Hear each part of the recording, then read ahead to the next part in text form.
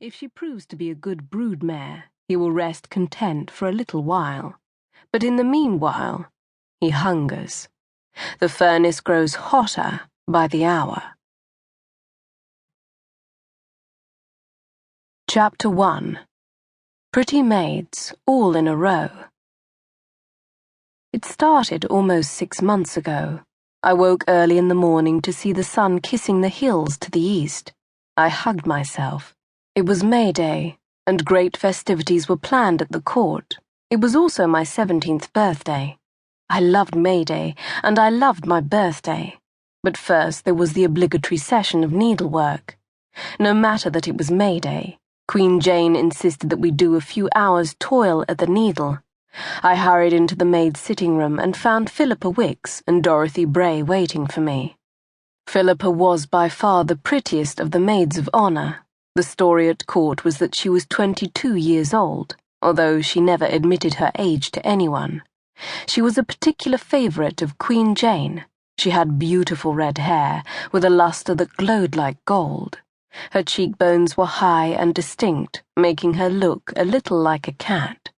Her lips were pink and full, and they invariably wore a smile.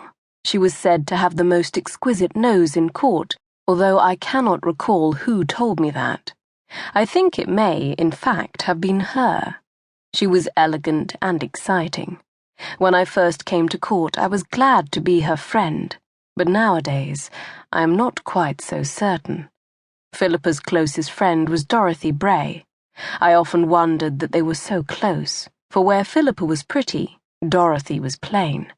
I could not call her ugly, that would be unfair, but plain suited her well.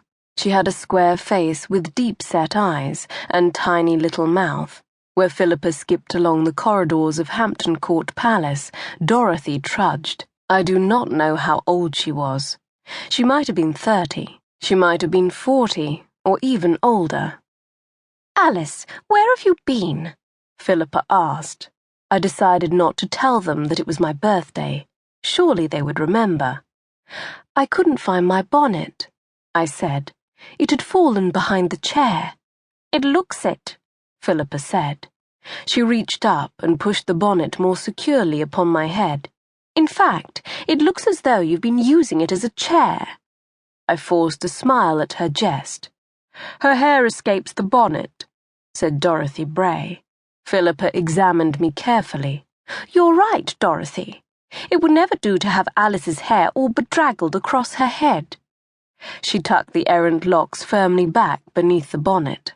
I sighed to myself. I hated that my hair was forced into trammels. Philippa, I noticed, always left a small fringe of her hair showing, but it was a lovely colour, so I could see why she did this. Dorothy was all forehead. Philippa grasped my shoulders and pushed me back from her so that she could examine me more carefully. "You'll do," she said brightly. "Come, we must not be late." I followed Philippa and Dorothy along the corridor. I was grateful they had waited for me, although I could see that Dorothy was fretful at the delay. Philippa, of course, seemed less concerned. She did not dawdle, but she did not hurry. I smiled quietly to myself, smug that she had chosen to befriend me. The Queen's chamber was crowded when we arrived. Jane Seymour sat close to the window, working, as always, at her embroidery. She was said to be the finest needlewoman at court, and not merely by sycophants. I admired her work, and knew that no matter how hard I tried, I would never produce anything close to its quality. This was partly because I loathed working with needle and thread. I much preferred to spend my hours in reading, or even writing. But Jane liked to do neither, and so all her ladies and maids had to bend themselves and their minds to the constant poke and stitch of needlework. Sometimes, at the end of the day, my fingers felt like pincushions. Jane gave a frosty glance as I entered the room. Then she saw Philippa and gave a little smile. She signalled for Philippa and Dorothy to approach.